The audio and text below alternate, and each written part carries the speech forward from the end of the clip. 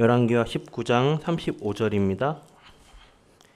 구약성서 597페이지에 있습니다. 열왕기하 19장 35절 찾으시면 한 목소리로 봉독하겠습니다. 이 밤에 여호와의 사자가 나와서 아수르 진영에서 군사 18만 5천 명을 친지라. 아침에 일찍 일어나 보니 다 송장이 되었더라. 열왕기하 20장 1절에서 6절 찾아보겠습니다. 다음으로 열왕기하 20장 1절에서 6절 한 목소리로 봉독하겠습니다. 그때에 히스기야가 병들어 죽게 되매 아모스의 아들 선지자 이사야가 그에게 나와서 그에게 이르되 여호와의 말씀이 너는 집을 정리하라. 내가 죽고 살지 못하리라 하셨나이다. 히스기야가 낯을 벽으로 향하고 여호와께 기도하여 이르되 여호와여 구하오니 내가 진실과 전심으로 주 앞에 행하매 주께서 보시기에 선하게 행한 것을 기억하옵소서 하고 히스기야가 심히 통곡하더라. 이사야가 성읍 가운데까지도 이르기 전에 여호와의 말씀이 그에게 임하여 이르시되 너는 돌아가서 내 백성의 주권자 히스기야에게 이르기를 왕의 조상 다윗의 하나님 여호와의 말씀이 내가 내 기도를 들었고 내 눈물을 보았노라. 내가 너를 낫게 하리니 내가 3일 만에 여호와의 성전에 올라가겠고 내가 네 날에 15년을 더할 것이며 내가 너와 이 성을 아수르의 왕의 손에서 구원하고 내가 나를 위하고 또 내 종 다윗을 위함으로 이 성을 보호하리라 하셨더라. 아멘. 우리는 이번 한 주 마태복음 14장 22절 33절의 말씀을 통해 끝까지 예수님을 신뢰하라는 강단 말씀을 받았습니다. 여기서 본문대지 1번 참 능력의 주를 붙들어라. 예수님은 초자연적이시고 시간의 주인이시다를 붙잡고 열왕기하 19장 35절, 열왕기하 20장 1절에서 6절의 말씀을 통해 확인해 보겠습니다. 솔로몬 사후 이스라엘은 북쪽 이스라엘과 남쪽 유다로 분열되었습니다. 그리고 수도를 사마리아로 삼고 있는 북쪽 이스라엘이 아수르로부터 먼저 멸망하였습니다. 그 정확한 이유는 극심한 우상 숭배가 가장 정확한 사유가 되었습니다. 북이스라엘이 멸망한 후 아수르의 다음 표적은 남쪽 유다였습니다. 그러나 그 당시 유다의 왕이었던 아하스 왕은 아수르에게 막대한 금과 은을 보내왔었고 아수르에게 늘 조공을 바쳤습니다. 살기 위해서. 그래서 성전의 금고는 바닥이 났고 유다의 경제 상태는 몹시 피폐하였습니다. 아하스 왕은 역대 이스라엘의 악한 왕 중 하나로서 온갖 이방 나라의 우상 숭배에 열을 가장 올리던 사람이었습니다. 하나님을 무시하며 백성들을 우상 숭배의 길로 이끌던 왕이었습니다. 그러나 아하스 왕 이후 그의 아들이 새 왕이 되었는데 이 새 왕은 왕이 되자마자 우상 신전인 바알과 아세라 신상들을 부수고 불살라 버렸습니다. 예루살렘 성전이 세워지기 전까지 이 우상 신전이 하나님의 성전을 대신하였습니다. 이스라엘의 선대 왕들도 이 사실을 알고 있었지만 묵인하였습니다. 새 왕은 하나님의 말씀대로 단호하게 우상의 신전들을 쳐부쉈습니다. 새 왕은 광야의 산물인 놋뱀을 파괴하였습니다. 왜냐? 이것이 그 당시까지 남아있으면서 원래 의미가 사라지고 우상화되었기 때문입니다. 놋뱀이 무엇이냐면 민수기 21장을 보면 광야 사막에서 불신앙하던 이스라엘 백성들을 하나님을 원망하던 이스라엘 백성들에게 하나님이 불뱀을 내려 불뱀에 물려 그 독으로 죽어갔는데 모세가 놋으로 만든 이 놋뱀을 이렇게 들어 올렸는데 이 놋뱀을 쳐다만 보면 뱀독에서 치료받는 사건이었습니다.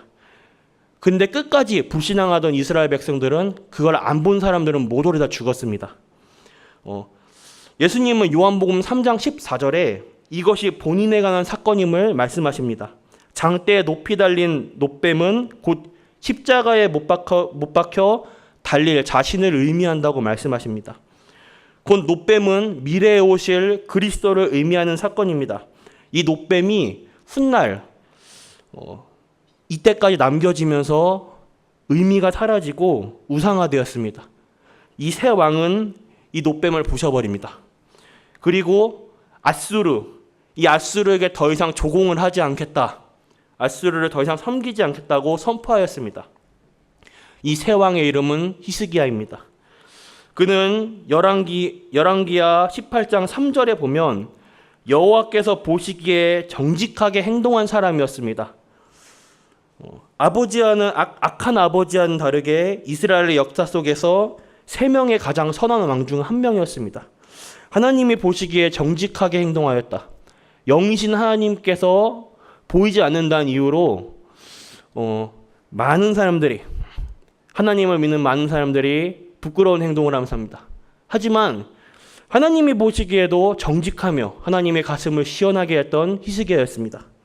그는 선지자 이사야, 선지자 미가와 함께 이스라엘의 백성의 영적 각성운동을 벌이는 하나님 앞에서 신실한 통치자였습니다.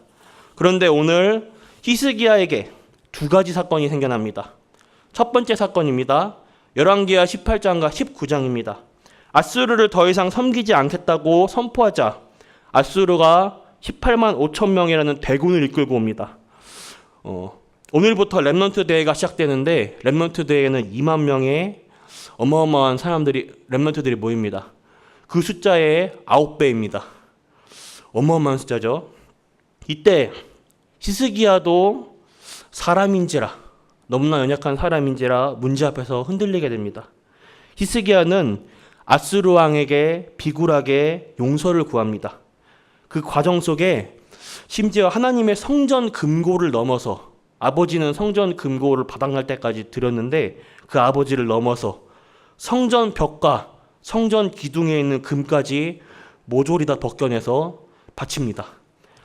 그리고 그 과정 속에서 또 애굽에게 도와달라고 사절단을 보냅니다. 인본주의까지 쓰게 됩니다.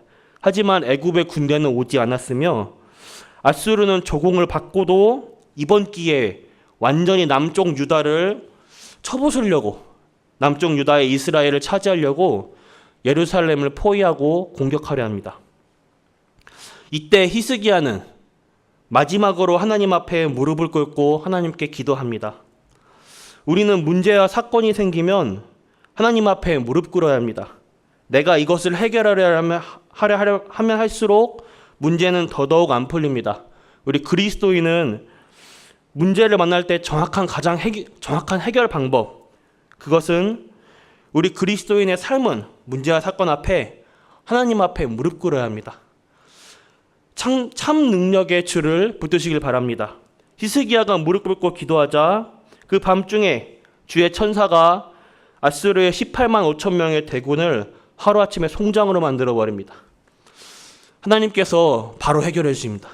두 번째 사건입니다. 열왕기야 20장입니다. 오늘 본문 말씀을 보면 이 히스기야가 죽을 병에 걸립니다. 그리고 히스기야는 전혀 살 가망이 없어 보이는 상황에 빠지게 됩니다. 20장 1절에 보면 히스기야가 병에 죽을 것으로 하나님이 이미 마음에 뜻을 정하십니다.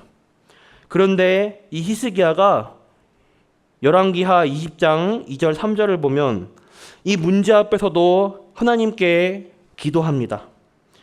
그러자 하나님이 하나님의 뜻을 바꾸시고 히스기야에게 15년을 연장하십니다. 하나님이 마음의 뜻, 정하신 하나님의 마음의 뜻을 돌이키는 방법은, 그 방법은 유일한 하나님께 무릎 꿇고 기도하는 방법입니다. 시간의 주인 되신 하나님, 모든 천지만물의 주인 되신, 생사화복의 주인 되신 하나님이십니다. 그런데 히스기야에게 15년이라는 연장받은 이 기간 동안에 므낫세라는 아들이 생겨납니다. 안타깝게도 므낫세에게 히스기야는 언약 전달에 대해서 실패합니다. 왜냐? 므낫세는 역대 이스라엘 왕 중에 가장 악한 왕입니다. 우리는 이것을 보며 후대에게 언약을 올바르게 각인해야 됩니다. 그리고 이 언약을 정확하게 전달해야 됩니다. 결론입니다. 우리는 히스기야를 통해 2가지를 확인하였습니다. 첫 번째, 문제가 생기면 하나님 앞에 무릎 꿇고 기도하라. 두 번째, 우리 후대에게 올바른 언약을 전달하라입니다. 어떤 상황과 사건, 문제 가운데서도 참 능력의 줄을 붙드시길 바랍니다. 그 가운데 최고로 승리하시는 번성교회 성도님들이 되길 기도하겠습니다. 기도하겠습니다. 하나님 아버지 감사합니다. 우리에게 예수가 그리스도라는 정확하고 올바른 언약을 주심에 감사합니다. 이 언약 후대에게 바르게 전달하게 하여 주시옵소서. 오늘도 나와 함께 하시는 하나님과 임마누엘 축복 누리는 가운데 최고로 참 평안을 누리는, 참 행복을 누리는 번성교회 성도님들이 될 수 있도록 하여 주시옵소서. 살아계신 예수 그리스도의 이름으로 기도드렸습니다. 아멘. 주기도문